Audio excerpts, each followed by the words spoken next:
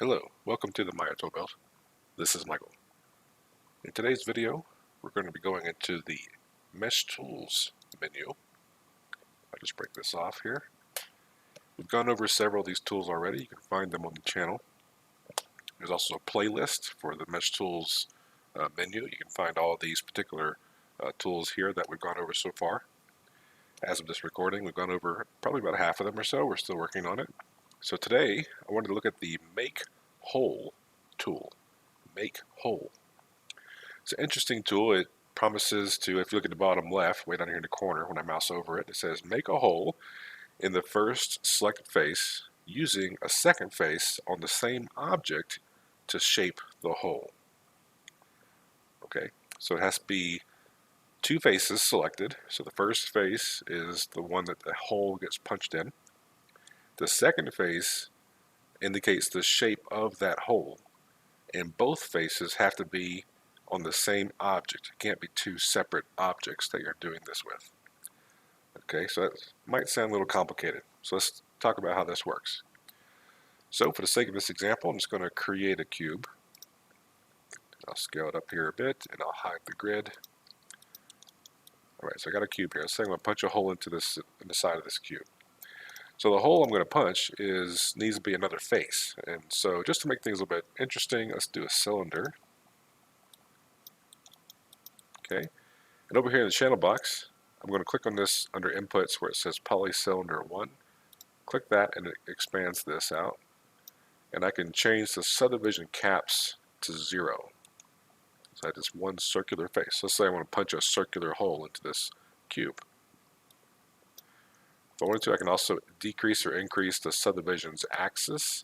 I'm just middle mouse clicking and dragging left to right to change that number over here as opposed to typing it in. For this, I'll go ahead and keep it 20 though, so I have a nice and round circle. Okay, so I just need the circular face. So what I could do is I could just select all these faces. Again, by right-clicking, holding down, and choosing face as my component mode selection type. Select all these faces by dragging a box around them and just delete. So now I just have this circular face.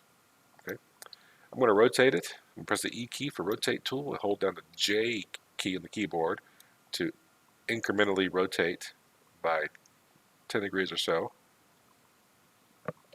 until it's about 90 degrees. Go back into object mode here. I'll center the pivot with this button up here. It looks like a steering wheel. Alright, so now I have this circular face. Okay, and so for the sake of this, I'm just going to go into like my side view over here. I'm going to position this circle like up here in the upper right corner of the cube. This is just to show you certain things that this tool can do. I'll go back to my perspective view. Alright, I'm going to turn on the wireframe on shaded just so we can see it, because whenever we don't have this turned on and I have this kind of view, the circle kind of blends in with the cube. So this button here just turns on the wireframe on the shaded so that I can see them. Alright, so now the two objects are two separate pieces. So again, this tool, this make hole tool, says at the very end of the instructions down the bottom left, it says in parentheses, of the same object. So I need to combine these two together before this tool can be used. So I'm going to select both of these and I'll go to Mesh, Combine. Okay, so they both get combined together. So when I click on it, they both highlight. You'll notice it's not just one or the other. And also, just for the sake of keeping a clean object, I'm going to delete history now, which is this middle blue button here between these three. You have center pivot on the left, delete history in the middle, and freeze transformations on the right of these three buttons here. They should be on your modeling shelf. If you don't see those, you can also go to Edit, Delete by Type, History, and the shortcut there, Alt-Shift-D. All right. So deleting the history removes all of this stuff we've done so far to this object's memory. So as far as this object is concerned, this little hanging circular face over here has always been a part of it, which is fine. All right, so now we can play with this tool. So first of all, let's look at the options. Under Mesh Tools, which again is this menu here, I just have it broken off. Make Hole Options. Okay, you'll notice that when the options are turned on, I have these little dots appear in the middle of all my faces. And as far as settings here, I'll just hit Reset Tool just to make sure we're at our defaults. We don't have much here. We have a description. Again, it says, punch a hole in a selected face in the shape of a second face. Both faces should be in the same object. And then we have, under settings, a merge mode with several options, with the default option being none. So let's keep it a default then. And so what we're going to do is first I'll select the face I want a hole punched in. We'll say it's this one. It highlights yellow after I click it there in the center. And then I'll click on the second one and press enter. And so you see what happens is this face kind of suddenly deforms and stretches to connect to the second face. And you can see we obviously have a hole here, but it looks kind of strange. You can see we've got some weird shading going on. And I wouldn't call this desirable as far as what I would want in a result. So let me undo this. Let's go through some of these settings and options, and then we'll talk about some cleanup steps. So again, I'll go back to my make hole options. Let's look at our merge mode and kind of look at how these things should work.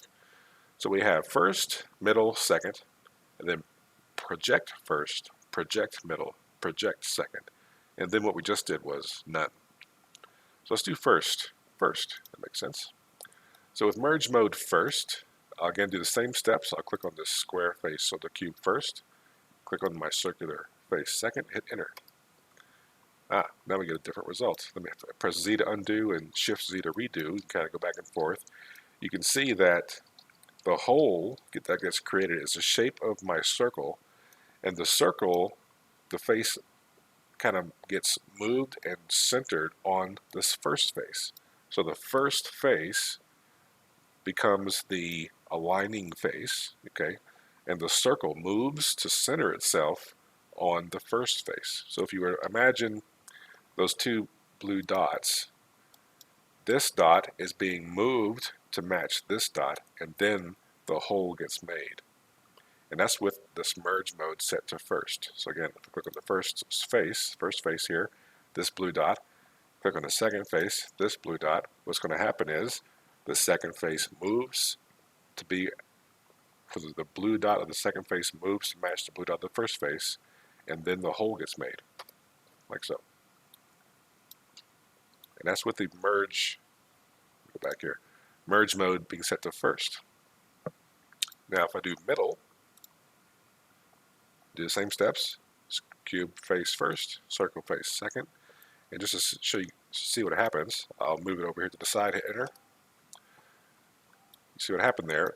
The face on the cube obviously moved, the face of the circle, let me undo and redo, moved, so they still remain aligned together, so the circle is still in the center of the square face, but they moved to meet in the middle. See that? They both moved equal distance toward each other until they met in the middle, and then they made the hole. So with that merge mode set to middle, that's what happens. The faces still meet, but they both move closer together to meet somewhere in the middle. And again, second, you can imagine what's going to happen now. Click on the first face, click on the second face, hit enter. Sure enough, that first face moves to center itself on the second face, and then it makes the hole. Undo that. So again, we have our merge modes here, first, middle, and second. I think if I were to choose one myself personally, I would usually go for first, so that whenever I do apply the shape of the hole, it boom, moves to the face I want to apply it to and creates a hole. Now let me undo that and show you these other three options we have. And maybe you'll notice that they're a little bit different, but they have some similarities. We have project first, project middle, project second. Let's do project first. So if you just recall, the first merge mode, not the project first, but the regular first, moved the circle to match this blue dot to that blue dot and centered itself on this face, and then made the hole. So this time we have project first. I'll hit the center of this square face here first, the circle second, hit enter. And now you can see what happened is, instead of moving to match dot to dot, it projects the circle onto the cube wherever it is, and then it makes the hole. That's what the project means. It's like just going straight from where it currently is, aligns itself to the face of the cube, not worrying about where the center of the cube is, and then creates the hole. So let me undo that. And we can go through the others, and you can imagine what they're going to do. If I do project middle, cube face first, circle face second, enter. Same idea. The cube face moves up, the circle face moves back, they meet in the middle, but they don't align to the middle dot to dot. And again, you can imagine, project second, same as we saw before, the cube face will move to match where the second face is, the circular face, but they don't match dot to dot, and it just makes the hole right where it is. So I would say if you don't need the hole centered, if you have the shaped hole face, or sorry, the face that you are using for the shape of the hole, if you have that position right where you want it, it just needs to be aligned, right? Then I would use one of those. Now let's do a couple little experiments here. Let's say I grab this face of this circle. If you remember from the side view, I have it positioned right there in the corner. Let's say if it's like this, where the circle is outside the boundaries of the face it's going to be making a hole in. What's going to happen now? So go back to make hole, and we can do first again. So the idea would be that this circle will match or move to align with the cube, right? So hit the face here, and enter. No problem, right? Because if you remember, that first merge mode moves the circular face to match dot to dot the center of the face it's making a hole in. Let me undo that. But however, the project first does not move dot to dot, right? The circle is just going to project itself onto the cube wherever it is. So let's see what happens now. Okay, that doesn't exactly work, right? So we have this circle that's been made. However, this face is still whole. There's no dot, or sorry, there's no hole cut into it. And I can move these around. It's not really doing anything. So didn't really work. I wouldn't call that a success. The program, it still allowed me to continue. It's still, quote unquote working. It's not like crashing or something like that, but it didn't make a hole, which is what I wanted. So I'm going to call that a failure. Undo that. So what I want to make sure whenever I'm doing this is, for the most part, you need to make sure that it will fit where it's going to project, right? Because again, you're projecting it. Let's say if we rotate this like this. Okay, and so again, if we project it, let's say we do this, just to kind of see what happens. We know we need to be in the boundaries of this square for it to work, so we'll do that. But I'm going to rotate this like this, see what happens here. So again, make hole, and let's do project first. Here to here, enter. Oh, got a weirdness happening, right? Because it's projecting that way. It's like using this face's direction and projecting that way. You see that? So if we really want this to match like this, we would not want to use the project option. So we're going to make hole, and let's just do first, for example. Click here, enter. Oh, now we got this weirdness, right? So what would we do? Well, maybe the none would be the best choice. We're going to make hole, options, and choose the default, which was none if you remember. Click here, click the circle, hit enter. And now everything kind of stretches out to meet where the hole is. But we're getting some weird stuff happening. So in any case, undo this a few times. Move this back over here. Even if we're doing it straight on like this, where it's pretty standard orientation for things. Even if you're doing that, make hole, options, let's say we choose first. And it's going to align the dots together. Even if we're doing this, we have this circle hole punched into this face, and this particular face, there's no edges coming in to connect the hole to the side of the face. Technically, this is not a clean mesh. You're going to get some weird shading and deformation happening, depending on what it is you're trying to do.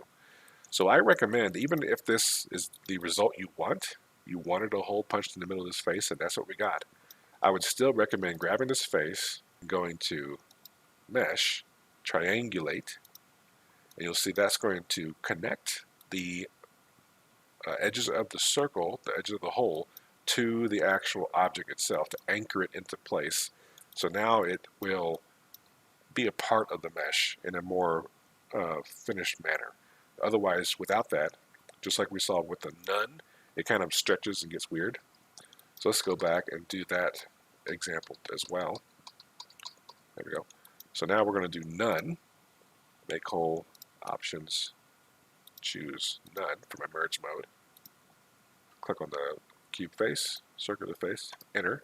So we're getting this.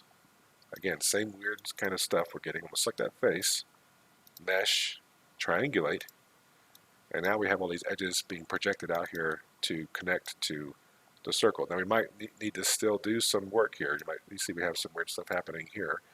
So I can grab, say for example, right click and hold and go into edge component mode. I can select this edge and I can go to edit mesh, spin edge forward or backward, either one. So it kind of rotates the edge. I click on this. Press the G key, it redoes the last command I did, so it'll spin the edge around. Here we go. Maybe this one goes over there. So now we're getting a little bit of a cleaner transition from this side to the circle. And now that I have this, I can do, extrude this in and extrude that in here and kind of get like a, some kind of doorway into a spaceship or something. Now that I have all that done, I can soften the edges. If we go to mesh display, soften edge, and then I can change that over here, that angle percentage, down to around, say around 40 degrees or so, things like this. But maybe this edge here also needs to spin. Get a little bit of a shading thing here. I go edit mesh, spin edge backwards. Close some of these menus now. Okay. And then of course you can also select this and just move it.